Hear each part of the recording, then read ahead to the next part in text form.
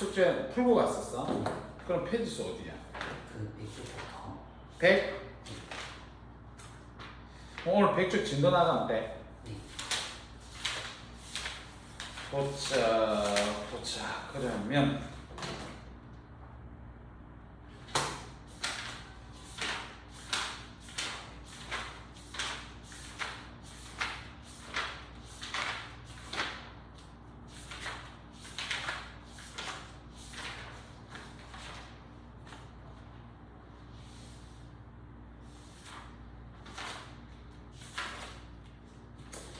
자, 100쪽 한번 봐봐.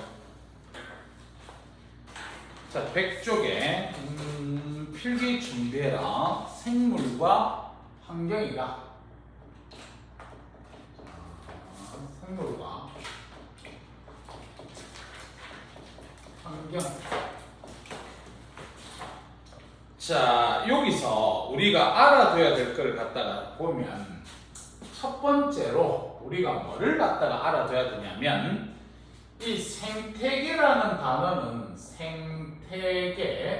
요 단어는 많이 들어봤을 건데 이 생태계가 어떻게 구성이 되니 요거부터 우리가 알아야 될 것 같다 그랬지. 자, 그래서 생태계는 처음에 시작이 개체부터 시작해야 돼요. 개체. 너 중학교 다닐 때 보면 세포가 모여서 뭐가 된다고 배웠노? 조직이지. 조직이 모여서 기관이 모여서 개체된다고 그랬어. 근데 요 개체가 거기 개체야. 그래서 독립된 하나의 생명체를 개체를 하는데 그 뒤를 우리가 배워야 돼요. 개체들이 모여서 뭐가 되냐면 개체군이 된다는 사실을 알아둬야 돼. 그래서 용어를 알아야 됩니다. 개체군들이 모여서 우리는 군집이 되고 군집이 모여서 생태계가 된다. 이렇게 우리가 알고 있으면 됩니다. 그러니까 개체라 그러면 예를 들어서 사슴 한 마리, 나중에 우리 책 보면 사슴 한 마리를 딱 개체를 할 거야. 근데 사슴도 여러 마리가 있을 거 아니야, 맞지? 그게 개체군. 그래서 개체군이 되려고 그러면 반드시 같은 종이어야 돼. 같은 종이 아닌 이상은 개체군이 될 수가 없다, 그치? 그 다음에 개체군들이 모여서 군집이 되고 군집이 모여서 생태계가 된다. 그렇게 우리가 보시면 되고, 첫 번째 우리가 구성 요인이 있는데 이 구성 요인에 무슨 요인이 있습니까? 그러면 생물적 요인 하고 비생물적 요인하고 이렇게 두 개를 나눌 거야. 그래서 생물적 요인이 뭡니까? 그러면 생산자. 너 생산자 들어봤나? 뭐지? 식물 같은 거지, 맞지? 식물. 스스로 양분을 만드는 것들을 우리는 생산자. 그리고 그 다음에 소비자. 그 다음에 분해자. 그래서 이런 것들을 우리는 생물적 요인이다. 그렇게 얘기를 합니다. 근데 반드시 외워둬야 될 게 생산자라 그러면 식물이라고 알고 있으면 되거든. 그 다음에 소비자 그러면 뭐 그 식물을 잡아먹든 아니면 다른 동물을 잡아먹는 것들을 우리는 소비자라 하면 돼요. 그럼 분해자는 뭐야? 그러면 분해자 기억을 좀 해놓자. 세균, 곰팡이, 그 다음에 버섯 이런 걸 갖다 우리는 생물적 분해자다. 그렇게 우리가 얘기를 한다. 이렇게 보시면 됩니다. 자, 그 다음에 두 번째 비생물적 요인이 있다. 이렇게 봅시다. 비생물적 요인. 자, 비생물적 요인 그러면 뭐를 생각하면 되냐면 환경을 생각하면 돼요. 환경. 우리가 처해져 있는 환경. 그래서 우리 통합과학 책에서는 뭐가 나옵니까? 이렇게 얘기를 한다면 제일 많이 필요한 게 빛, 그 다음에 온도, 물, 공기, 토양 이런 것들을 갖다가 우리는 비생물적 요인이다. 이렇게 얘기를 합니다. 알았지? 자, 그래서 구성 요소는 생물적 요인과 비생물적 요인 이렇게 되어 있는데 얘들 두 놈들이 서로 상호작용합니다. 알았지? 그래서 자, 가로 2번 이래가지고 요소들 간에 상호작용 이렇게 얘기를 해가지고 자 요쪽에 비생물적 요인이 있다 이렇게 보시고 그 다음에 요쪽에 생물적 요인이 있다 이렇게 얘기를 해볼게요. 그럼 아까 우리가 비생물적 요인에는 뭐가 있었습니까? 그러면 빛이나 온도나 물, 공기, 토양 요런 게 있다고 그랬는데 그 다음에 생물적 요인에는 생산자, 그 다음에 소비자, 그 다음에 분해자 요런 게 있다 그랬는데 우리가 환경이 생물한테 영향 주겠나 안 주겠나 이렇게 영향 주겠지? 그래서 이걸 갖다 우리는 뭐라고 얘기하냐면 작용이라고 해요. 비생물이 생물한테 영향을 주는 요인을 우리는 작용이다 이렇게 얘기를 합니다. 그래서 예를 들어서 우리가 가을이 되면 일단 온도가 낮아지겠지 맞지? 그러면 식물이 단풍이 든다 이러면 온도가 낮아졌기 때문에 생물한테 영향을 준 거잖아 맞지? 그런 얘들이 작용이에요. 그 다음에 생물적 요인이 비생물적 요인한테도 영향을 줘요. 생물적 요인이 비생물적 요인한테 영향을 주는 것을 우리는 반작용이다 이렇게 얘기합니다. 반작용. 그래서 예를 들어 우리가 이 생물을 보면 지렁이 같은 게 있단 말이야. 그럼 지렁이가 땅속을 갖다가 파고들면 하면 땅속에 공기들이 잘 통할 수 있어요. 그래서 생물이 비생물한테도 영향을 줄 수 있다. 그걸 반작용이라고 한다. 그걸 보시면 되고 그 다음에 생산자, 소비자끼리 서로 왔다 갔다 합니다. 소비자, 분해자도 서로 왔다 갔다 하고요. 그 다음에 생산자, 분해자도 서로 왔다 갔다 합니다. 그래서 이 생물적 요인들끼리 서로 왔다 갔다 하는 걸 갖다 우리는 상호작용 이렇게 얘기합니다. 상호작용. 그래서 이쪽 부분에서는 너희들이 뭐를 갖다 알아야 되냐면 얘지 얘를 딱 듣고 얘가 중요하다 이렇게 우리가 보시면 되겠다. 그래서 아까 내가 뭐라고 얘기했냐면 가을이 되니까 단풍이 든다 그러면 비생물이 생물한테 영향을 준 겁니다 이렇게 찾을 줄 알아야 되고 그 다음에 우리가 벼를 우리가 메뚜기가 많이 먹더라 그러면 벼도 생물이고 메뚜기도 생물이니까 그거는 상호작용의 예다 그런 걸 찾을 줄 알아야 돼요. 알았지? 자 그러면 여기까지가 선생님 100쪽 101쪽 다 배운 거니까 책 잠깐만 봅시다.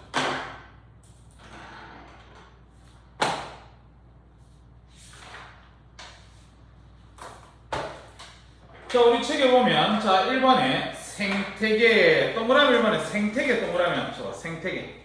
자 생태계의 정의를 알아야 되는데 뒤에 뭐라고 되어 있냐면 생물이 다른 생물 및 주변 환경과 서로 영향을 주고받아가는 살아가는 체계를 갖다 우리는 생태계라고 얘기하는데 그냥 한번 읽어만 보면 되는 거고 그 밑에 그림 봐라.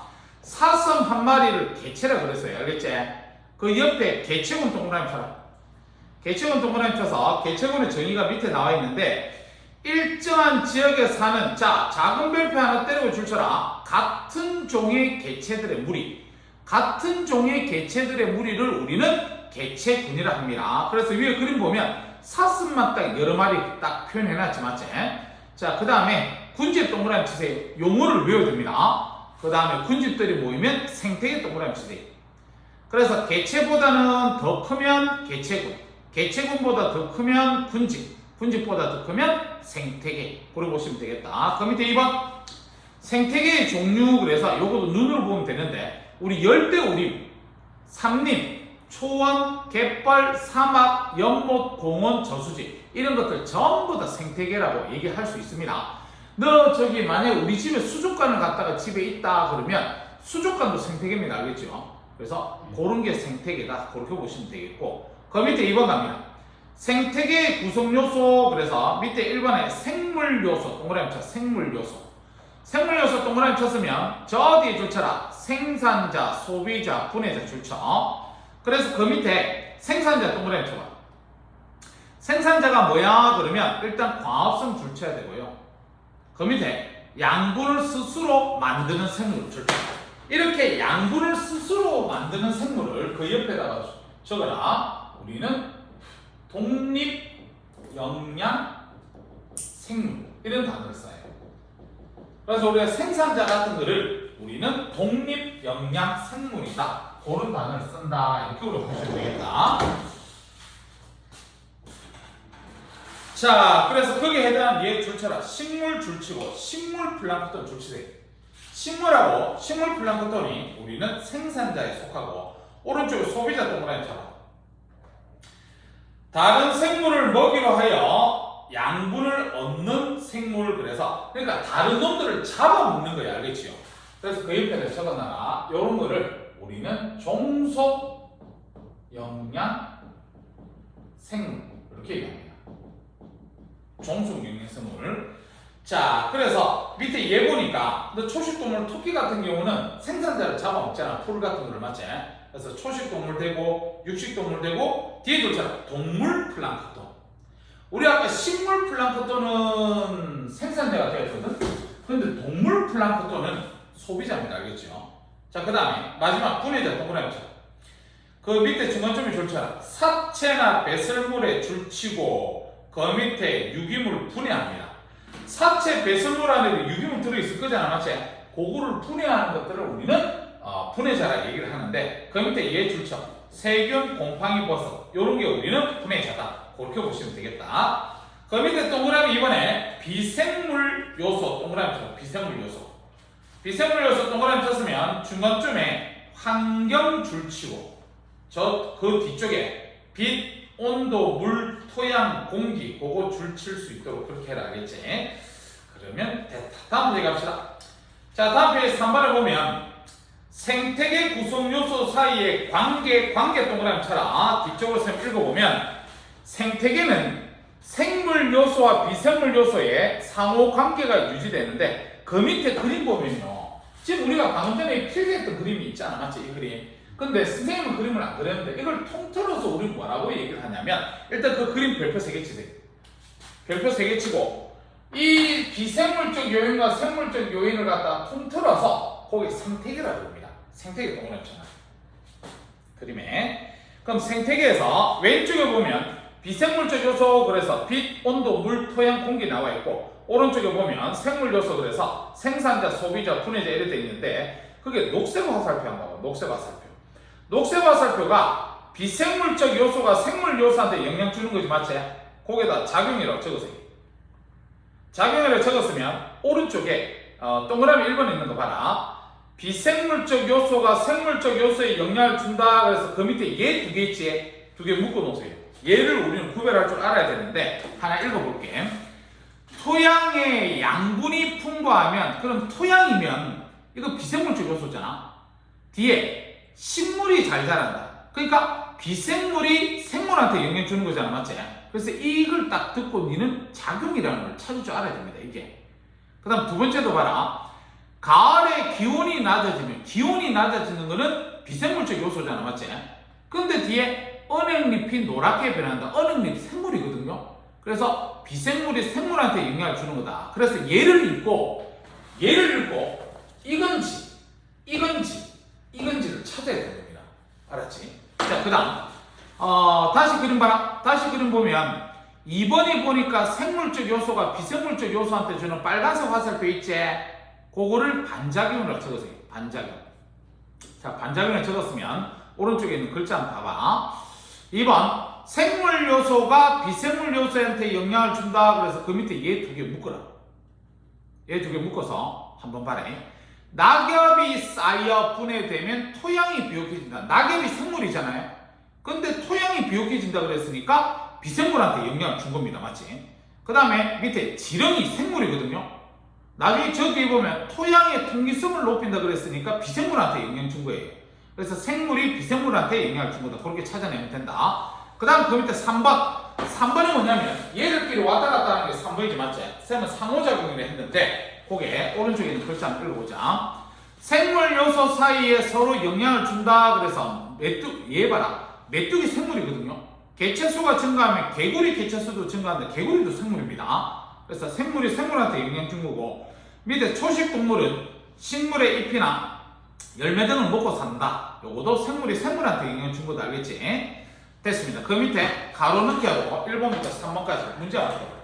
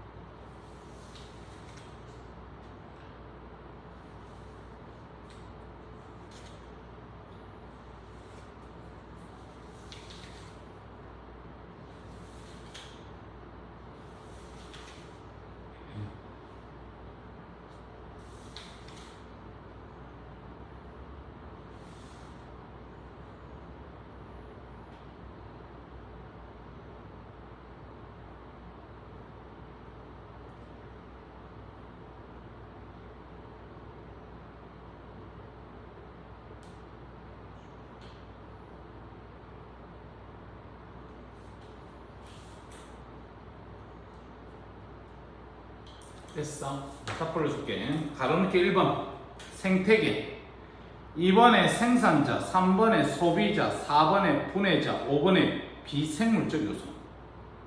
그 다음 1번에 개체군, 군집. 그 다음 2번에 1번은요 디귿, 치읓, 피읓.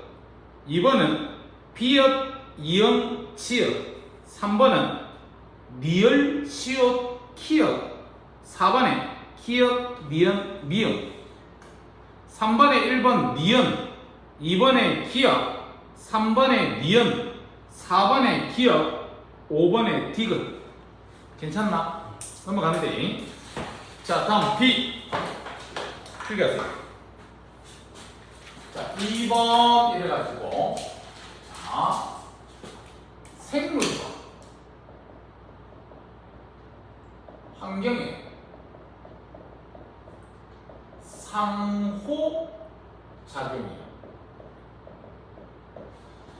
생물하고 환경의 상호작용을 갖다가 우리가 배워야 되는데 첫 번째 우리가 해야 될 게 뭐냐면 빛과 생물입니다. 빛이 생물한테 영향을 줘야겠죠.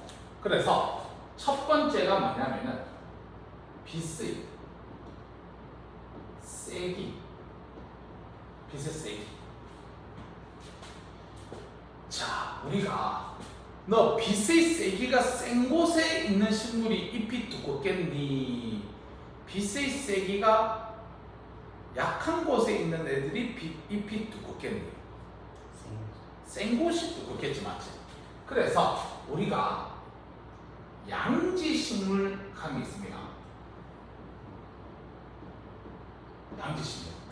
그럼 양지식물은 강한 빛에서 잘 자라는 식물. 그를 갖다 우리가 양지식물이라고 해요. 그러면 음지식물 감이 있겠지. 음지식물은 약한 빛에서 잘 자라는 그런 식물들을 갖다 우리는 음지식물이다. 그렇게 우리가 얘기를 한다. 그러면 양지식물 같은 경우는 강한 빛이 세기가 강하기 때문에 잎이 어떠냐면, 자, 어떻게 얘기를 할 거냐면, 여기 있는 애들은 울타리 조직이 발달되어 있어요. 울타리 조직이 뭐하는 곳입니까? 광합성할 수 있는 데예요. 그래서 울타리 조직이 발달되어 있다 보니까 결국 잎이 두껍다. 이렇게 얘기할 수 있어요. 그 다음에 음지식물에 있는 애들은 약한 빛에서 잘 자라는 그런 거거든. 그래서 얘들은 잎이 넓고 얇다. 조금이라도 빛이라도 받아서 저건 살아야 되거든요. 그래서 얘들은 잎이 넓고 얇다. 이렇게 우리가 얘기할 수 있는데, 그림으로 쌤 잎을 그리면, 자, 여기 잎의 앞면이다. 앞면인데 잎을 단면을 잘라서 안에 그림을 보면 이렇게, 이게 두 개 층으로 이렇게 되어 있어요. 두 개 층으로. 그 다음에 이런 것도 존재하고 있고, 그 다음에 잎의 뒷면,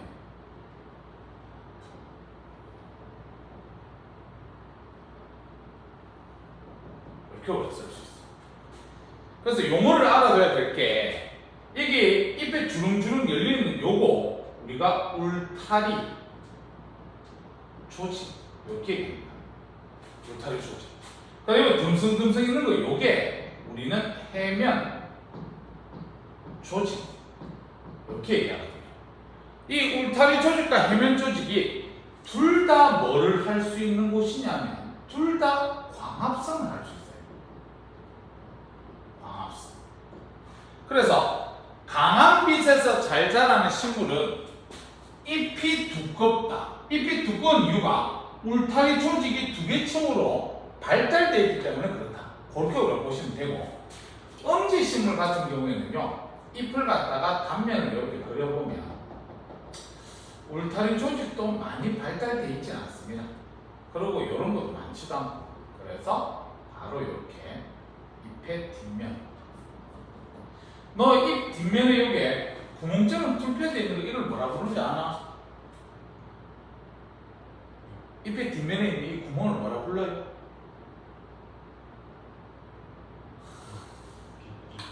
그냥 너 시험 치고 나면 혹시 다 까먹나? 이 중학교 2학년 기본이라고 배우는데 그런 거 알아야 된다니. 너 3월 모의고사 어떻게 치려고 그래요? 어? 자, 여튼 이렇게 잎이 얇다 이러면 우리가 약한 빛에서 잘 자라는 엄지식물이다. 그렇게 우리가 구별을 해줄 수가 있다, 알겠지? 자, 그렇게 우리가 보시면 되고, 그 다음에 두 번째로 1조 시간. 1조 시간. 1조 시간에서 우리가 알아둬야 될 게 뭐냐면 장일 식물하는 게 있어요. 장일 식물. 그 다음에 단일 식물하는 게 있어요. 요 두 가지가 있다, 그렇지? 장일 식물, 단일 식물. 에? 아직 그림 못 그렸나?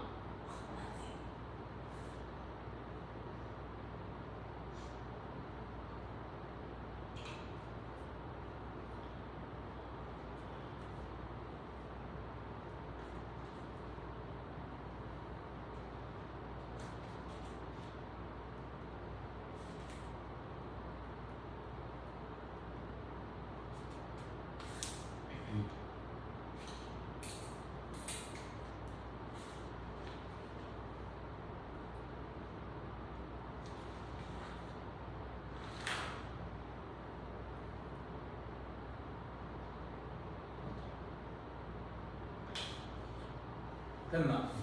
자, 그러면 우리가 1조 시간이라는 게 해가 있는 시간을 1조 시간으로 얘기하는데 이 1조 시간은요 식물한테는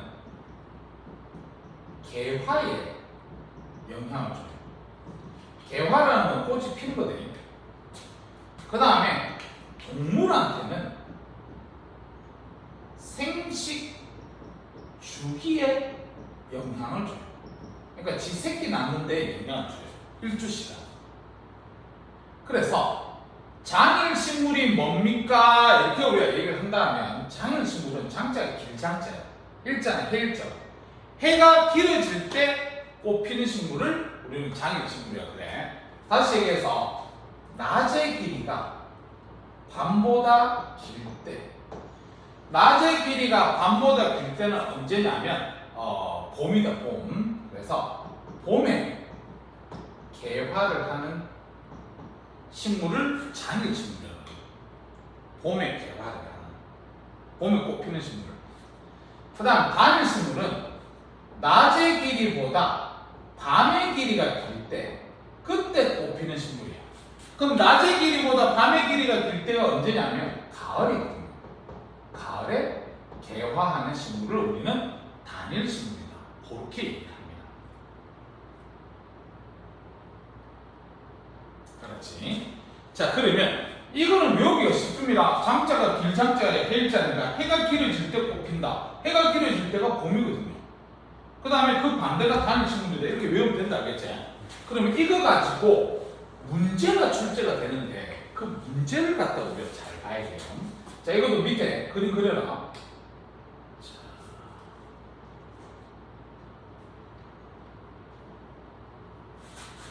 이게 장이, 이게 단위. 자, 여기가 제일 중간이다.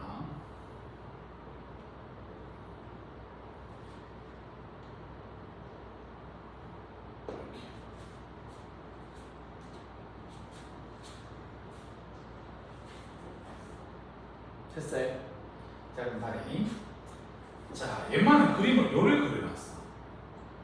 다시 얘기해서 여기가 낮이고 여기가 밤이에요. 지금 상황이 이래요. 낮의 길이가 밤의 길이보다 길지? 작은 친구는 꽃피나 꽃 안 피나? 어? 피제? 다른 친구는 꽃 안 핀대. 그 다음에 얘 이렇게 해보자. 이렇게 됐어.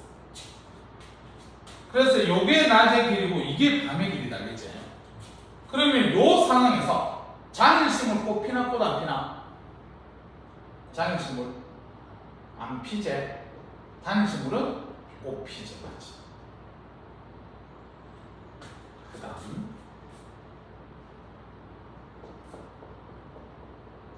이렇게 돼 있는데 요 상황에서 여기서 요만큼 빗을 또 쏩니다.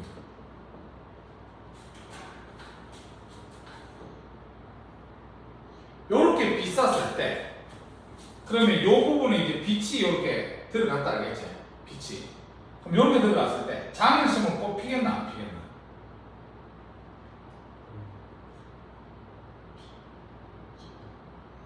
핀데 단일식물이 꽃 안 핀데.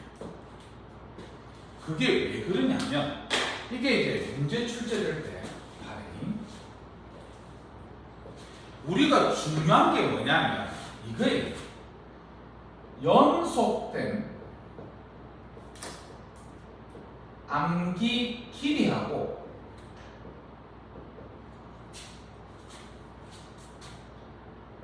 한계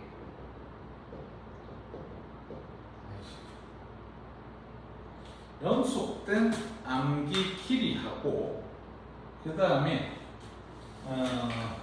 한계보다는 기준 길이와 비교를 해야 됩니다. 기준 길이하고 비교를 해야 됩니다. 뭔 말이냐면 참 지금 요 중간 여기 중간이 딱 기준 길이거든. 기준 딱 절반이 기준이 알겠지? 그럼 절반이 딱 기준인 상태에서 연속된 암기 길이가 요거거든. 그 연속된 암기 길이가 기준보다 작잖아, 맞지? 그러면 장일식물은 꽃피고요, 단일식물은 꽃 안 핍니다. 근데 연속된 암기 길이가 기준 길이보다 길잖아. 그러면 장일식물은 꽃 안 피고 단일식물은 꽃 펴요. 그럼 요것도 연속된 암기 길이 요거거든요. 요게 기준 길이보다 짧지? 그 다음 요거도 기준 길이보다 짧지? 그럼 아까 기준 길이보다 짧으면 장일식물은 꽃 피고 단일식물은 꽃 안 핀다는 거죠. 그래서 요런 문제를 풀 줄 알아야 됩니다. 알았지? 자, 그러면 여기까지가 지금 빛이거든요. 근데 아까 선생님이 앞에서 비생물질 요인을 보면 빛, 온도, 물, 토양, 공기 5개 있었거든. 그 중에서 빛만 출제 빈도가 높고 나머지는 그냥 책에 선생님이 줄치면서 넘어갈 겁니다. 책에 뭐죠? 자, 책의 빛, 생물과 환경의 상호 관계 이렇게 얘기를 해가지고 그 밑에 쌤 읽어볼게.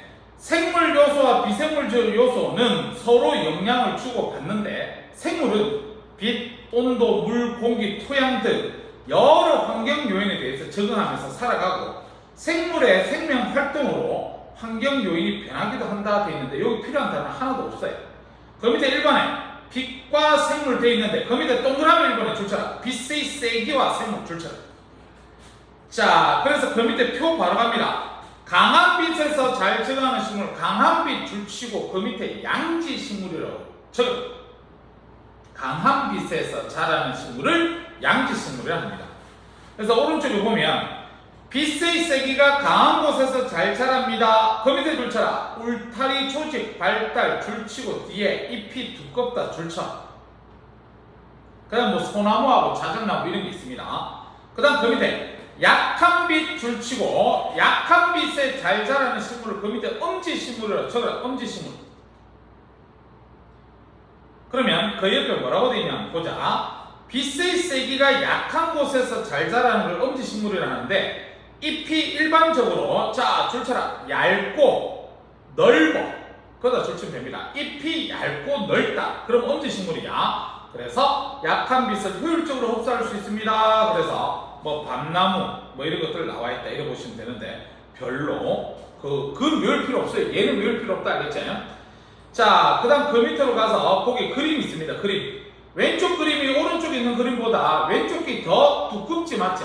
그래서 야가 강한 빛에서 잘 자라는 양지식물이고 거기 울타리 조직이 어딘지 알아야 되니까 울타리 조직 줄만 좀 때려놔.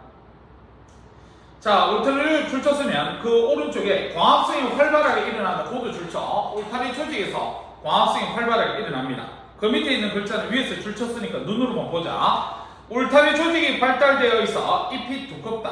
광합 성향이 많다. 오른쪽에 이제 잎이 얇아요. 그걸 우리 약한 빛에서 잘 자라는 엄지식물의 특징이야. 그래서 그림만 보더라도 울타리 조직이 되게 얇아요. 맞지? 그래서 덜 발달되어 있습니다. 뭐 그렇게 얘기했네. 자, 다음 그 밑에 2번.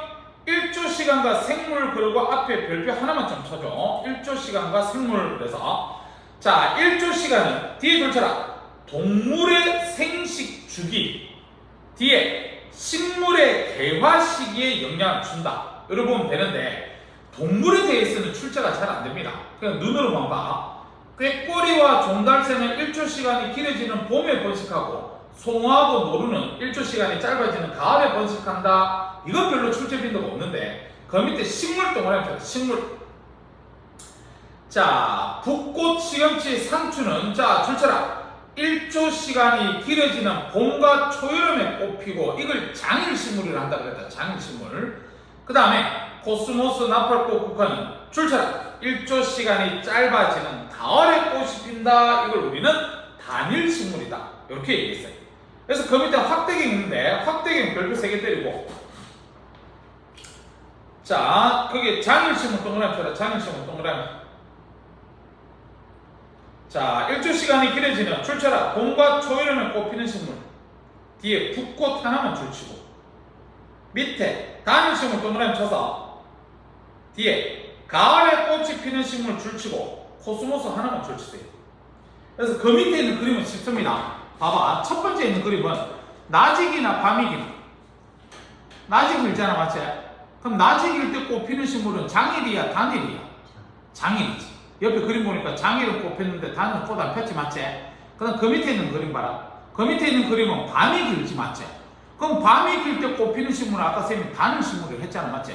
그래서 그런 것만 봐주면 돼요. 그러면 어디로 넘기냐면 저 뒤에 109 쪽에 2번 한번 봐봐요. 2번.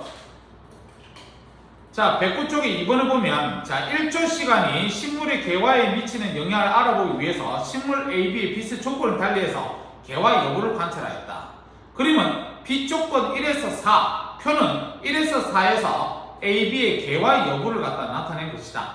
A와 B는 각각 A, B의 개화 여부를 결정하는 최소한의 연속적인 빛 없음 기간이다. 이렇게 되어 있어요. 자, 그러면 그림 잘 봐봐. 그게 지금 스몰 a의 점선 표시 있지, 맞지? 그 다음에 스몰 b의 점선 표시, 그게 기준이 되는 연속된 암기 길이 기준이 나겠지? 그러면 자, 먼저 1 봐봐. 1 같은 경우에 지금 낮이 길고 밤이 짧잖아, 맞지? 그러면 A 같은 경우는 안 폈고 B 같은 경우는 폈어요. 그럼 A는 무슨 식물? 즉 A는 단일식물, B는 장일식물. 다음 2 봐줘. 2는 보니까 밤의 길이가 길잖아, 맞지? 그래서 밤의 길이가 길 때 단일식물은 꽃 피고 그럼 A는 꽃 폈네, 맞지? 그 다음에 B는 꽃 안 폈다. 맞습니다. 그 다음에 3 봐라. 3 보면 이제 중간에 빛이 한번 들어갔잖아, 맞지? 빛이 한번 들어갔을 때 먼저 A는 이 연속된 아까 스몰 A 봐봐. 스몰 A 길이에 그 까만색 길이를 비교 한번 해보세요. 까만색 밤이 다 짧지, 맞지? 맞나? 그럼 다 짧으니까 장일식물 꽃 피겠나 안 피겠나? 피지. 그래서 그 오른쪽 표에 보면 B가 동그라미 되어 있는 거야. 단일식물은 꽃 안 피거든. 그래서 거기에 X 되어 있는 거야. 3에 알겠죠? 그러면 4보다 4. 자, 4에 보면 이제 거기가 그림을 고르는데 혹시 기억에 OX 뭐 해야 되겠노?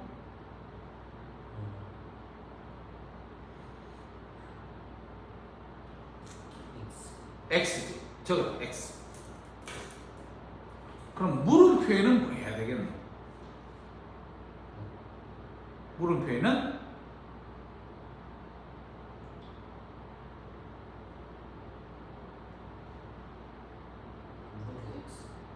물음표도 X라고? 물음표는 O지요. 왜냐면 연속된 암기 그 길이가 원래 기준보다도 안 되기 때문에 단일식물은 꽃을 못 펴요. 대신 장일식물은 뽑힐 수 있습니다. 그래서 A에 대한 설명을 옳은 골라봐라. 그래서 기억에 A는 단일식물이다 찾았고 맞지? 그 다음에 니은에 기억은 X다. 그것도 우린 찾았어요. 그 다음 디귿에 B는 빛 없음 시간의 총합이 12시간보다 길면 개화하지 않는다 이랬는데 빛 없음 기간이 낮의 길이잖아 맞지? 낮의 길이가 12시간보다 길어야 우리는 꽃 피잖아 맞지요? 장일식물은 12시간보다 길면 개화한다 해야 돼요. 장일식물이니까. 그래서 답이 3번이지. 그래서 요 문제가 심화로 나오면 지금처럼 그런 문제로 출제가 되니까 그거 알아볼 수 있도록 그렇게 해라. 자 다시 앞으로 갑시다. 자 앞에 103쪽 간다. 103쪽 온도와 생물 동그라미 쳐. 온도와 생물. 자 거기서부터는 일단 이제 필기가 없다 알겠지? 자 그러면 우리가 동물이든 식물이든 우리가 온도에도 영향 받는데 아까 우리 식물 같은 경우에 보니까 가을 되니까 단풍되고 낙엽되고 다 떨어질 거 아니야 맞지? 그 다음 동물도 보면 추우면 우리 곰 같은 애들 겨울잠 자고 하잖아 맞지? 그래서 그런 영향들을 다 받는다는 거야. 그래서 밑에 동그라미 1번 동물 동그라미 쳐. 동물. 자 동물 동그라미 쳤으면 자 밑에 거 읽어볼게. 개구리나 뱀이나 곰이나 박쥐는 추운 겨울이 오면 출처라 겨울잠을 잔다. 우리 겨울잠을 잔다 그러면 동물입니다. 온도입니다. 온도 알겠지? 이건 얘만 찾으면 돼요. 그 다음 그 밑에 기러기와 같은 철새는 계절에 따라 적합한 자 출처라 온도의 장소로 이동한다. 우리 철새들 보면 지금 온도에 맞춰서 이동해 버리잖아 맞지? 그것도 온도의 영향을 받은 거예요. 그 밑에 뱀, 동화뱀과 같은 변온 동물은 기온에 따라 햇빛이나 그늘 찾아다니는데 그건 그냥 넘어가고 그 밑에 그 출처라 추운 지방에 사는 정온 동물은 그 줄치고 뒤로 읽어볼게. 깃털이나 털이 발달되어 있고 피하 지방층의 두꺼운 몸에 열 방출이 되는 것도 막는다 이래 돼 있는데 너 거기서 정온 동물이라는 단어가 있어. 정온 동물. 그 다음에 이와 반대되는 게 변온 동물. 우리 요런 단어를 씁니다. 우리 사람 봐라 사람 같은 경우에 사람 체온이 36.5도잖아. 내가 추운 곳에 간다고 해서 내 체온이 달라지나? 아니지. 더운 곳에 가도 내 체온은 변함이 없지. 이렇게 스스로 체온을 갖다가 맞출 수 있는 동물들은 정온동물이라고 그래요. 사람 정온동물입니다. 근데 변온동물은 온도가 변한다는 거야. 그러니까 내가 바깥에 추워. 그러면 나도 온도가 그대로 추워버립니다. 파충류 같은 애들.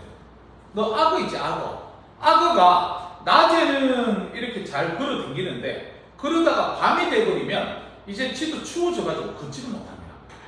그런 애들을 변온동물이라고 합니다. 그러니까 다시 얘기해서 머릿속에 이렇게 생각하면 돼.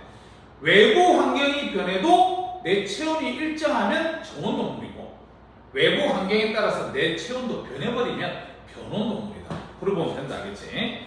자 그 다음 그 밑에 펭귄은 겨울이 오기 전에 털갈이를 해서 털이 더 두껍고 촘촘하게 자라게 한다. 그 밑에 포유류는 서식지 기온에 따라서 몸집과 말단부의 크기가 다르기도 하며 추운 지역에 자 출처라 추운 지역에 살수록 몸집은 커지고 말단부의 크기는 작아지는 경향이 있다. 출처. 그게 일단 얘가 그 밑에 나와 있습니다. 첫 번째 그 사진에 북극여우 줄치고요. 저기 세 번째 사막여우 줄치돼요. 그래서 북극여우하고 사막여우하고 비교할 건데 북극여우는 우리가 추운 데 살잖아 맞지? 추운 데 사니까 그 위에 줄체래 그림 위에 몸집이 크고 키가 작다. 그래서 화살표 뒤는 그냥 눈으로 봐. 단위 부피당 체 표면적이 작아야 열 방출량이 적기 때문에 얘들은 몸집이 커야 되고 키도 작아야 돼. 근데 저기 사막여우 한번 봐봐. 줄체라 몸이 작고 키가 크다. 화살표 뒤에 단위 부피당 체 표면적이 커야 열 방출을 많이 할 수 있다. 그렇게 보시면 됩니다. 그래서 이런 것도 전부 다 누구의 영향 받은 거라고? 온도. 그런 것만 나중에 찾아낼 줄 알면 됩니다. 알았지? 아까 우리 겨울잠, 장소 이동, 그 다음에 정원동물, 변온동물, 그 다음에 우리가 뭐 더운 곳에 사는 애들은 귀가 되게 크고, 그 다음 몸집도 작고, 그 다음 추운 지역에 사는 애들은 몸집이 크고 귀도 되게 작다, 이런 것들 나오면 온도의 예다, 이렇게 찾기만 찾으면 된다. 그 밑에 동그라미, 이번에 식물 동그라미 찾아. 그럼 식물은 온도에 따라서 어떻게 적응을 했느냐, 그걸 볼 건데, 기온이 매우 낮은 툰드라, 이런 거 사회 시간에 배웠죠, 툰드라. 그래서 툰드라에 사는 털송이 풀들은 잎이나 꽃에 털이 출처라, 잎이나 꽃에 털이 나 있다, 이거의 온도에 해당하는 겁니다. 그 다음 그 밑에 낙엽수 줄치세요. 그 다음 저 뒤에 단풍 줄쳐. 그러니까 너희들 낙엽을 떨어뜨리는 그런 식물들은 겨울에 이파리를 가지고 있으면 그 나무 자체가 죽어버립니다. 지가 안 죽기 위해서 낙엽을 만들어 버리는 겁니다. 알겠지? 그래서 그런 것들은 온도에 해당하는 예다, 이렇게 보시면 됩니다. 그 밑으로 가자. 3번 물과 생물 동그라미처럼 이제 물의 영향을 받는 요인을 배울 거예요. 물의 영향을 받는 거. 그래서 뒤쪽으로 쌤 읽어볼게. 물은 생명체를 구성하는 성분 중에서 가장 많으며 생물이 생명 현상을 유지하는 데 반드시 필요하다. 그건 당연한 소리입니다. 근데 물에 적응하는 게 어떤 예가 있냐면 밑에 1번에 동물 동그라미처럼. 자, 그 밑에 줄자 파충류 줄치고 몸 표면이 비늘 줄쳐라. 파충류 애들이 몸 표면에 비늘이 있는 것은 물에 대해서 적응한 상태입니다. 알겠지? 그 다음 그 밑에 조류와 파충류의 줄쳐라. 알은 단단한 껍질. 알이 단단한 껍질로 되어 있는 것도 물에 대해서 적응한 케이스다. 그 다음 그 밑에 줄쳐라. 곤충의 몸 표면은 키틴질 줄쳐라. 그것도 물에 해당하는 예고. 그 밑에 사막에 사는 포유류 줄치고 뒤에 농도가 진한 오줌을 뱃을 줄치면 됩니다. 그러니까 사막에는 우리 낙타나 이런 애들 오줌 잘 안 쌉니다. 물이 부족하기 때문에. 알겠지? 그래서 그런 얘들 나오면 다 물이 생물한테 영향을 주는 거구나, 그렇게 우리가 보시면 됩니다. 다음 페이지 가자. 자, 다음 페이지에 2번 식물 동그라미 쳐라. 식물 동그라미 쳐서 그 밑에 표에 육상 줄 쳐라. 육상. 우리 육상에 사는 식물들은 어떠냐면, 자, 중간 뒤에 줄 쳐라. 뿌리, 줄기, 잎이 잘 발달해 있다. 그거 줄 치면 되고, 그 밑에 물에 서식하는 식물 줄 쳐라. 물에 서식하는. 그러면 어차피 물에 사니까 뿌리는 발달될 필요가 없습니다. 알겠죠? 물에 친하니까. 그래서 어디다가 줄을 치냐면 첫 번째 줄이 저 끝에 줄 쳐라. 뿌리가 잘 발달하지 않고 통기 조직이 발달, 그다 줄 치면 됩니다. 그러니까 여기서 통기 조직은 기체들이 드나드는 통로도 알겠지? 그래서 그런 것들만 발달되면 된다. 그 밑에 건조한 곳에 사는 식물 줄 쳐라. 건조한 곳에. 사막에 사는 식물들은 어떻게 해야 되냐면 첫 번째 줄에 저 뒤에 줄 쳐. 잎이 작거나 가시로 변해 수분 증발하는 것을 막고 거기다 줄 치면 돼요. 그래서 요런 예들이 나오면 우리는 물이 생물한테 영향을 주는 요인이다. 그걸 보시면 됩니다. 자, 그 다음 4번에 토양과 생물 동그라미 쳐라. 토양과 생물. 자, 토양과 생물에서 그 밑에 1번에 생물에 적응되어 있는데 필요 없고, 그 밑에 동그라미 2번에 생물의 영향에서 첫 번째 거, 자, 줄쳐라. 지렁이와 두더지 줄치고 저 뒤쪽에 토양의 통기성을 높인다. 그거 줄치면 되고요. 다른 것들은 예로 나온 게 거의 없습니다. 넘어간다. 5번 공기와 생물 동그라미 쳐라. 그 밑에 얘 줄쳐. 산소가 희박한 고산지대 줄치고 저 뒤에 평지에 사는 사람에 비해서 적혈구 수가 많아. 그거 줄치면 됩니다. 그거도 예로 많이 나와요. 알겠지? 다른 것들은 별로 필요 없습니다. 자, 그래서 오른쪽에 105쪽에 가로 넣기 하고 1번부터 5번까지 퍼뜨가 한번 풀어봅시다.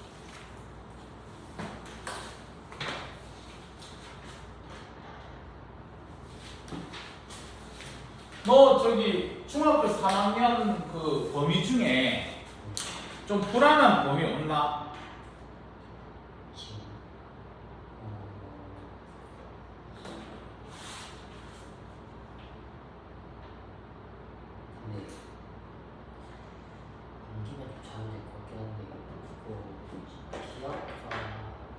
기압과 바람? 그 기압과 바람이랑 기상형 이런 거다. 그러면 나중에 요거 바닥 풀고 나서 다음 시간까지 109쪽까지 다 풀어와야 되거든. 알았지? 109쪽까지 다 풀어야 되는데 요거만 풀고 나서 뒤에 거는 나중에 시험 치고 숙제하고 남은 시간 동안 기단 그쪽 부분 문제 좀 풀어보자.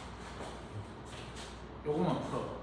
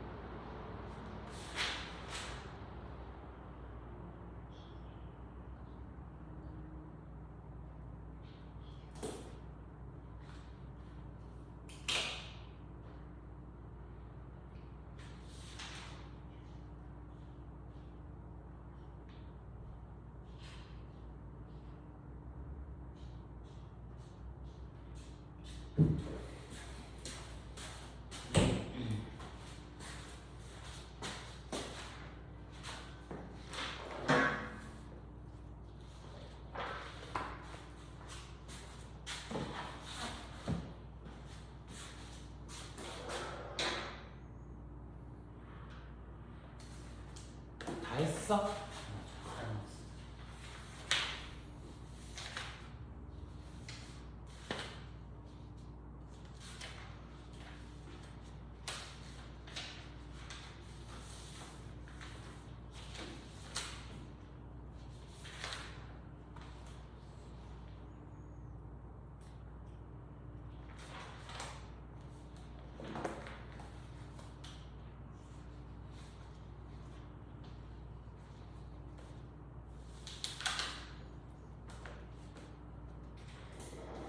다 부를까? 자, 가로놓기 1번 울타리, 2번에 크고, 3번에 작은, 4번에 비늘, 5번에 광합성. 1번에 1번 디귿, 2번에 니은, 3번에 미음, 4번에 디귿, 5번에 리을, 6번에 기역. 2번에 1번 가, 2번에 나, 3번에 가, 4번에 나. 3번에 빛, 그 다음에 4번에 온도, 5번에는 가.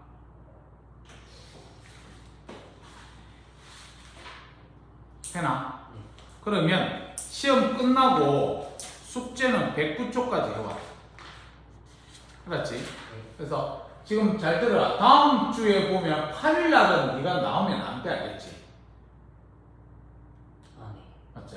그래서 8일은 선생님이 애들 데리고 요거 수업할 거야. 오늘 했던 거.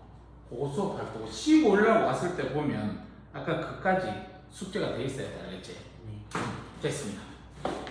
그러면 지금부터 누가 계약권 하시세요? 이쪽은 응.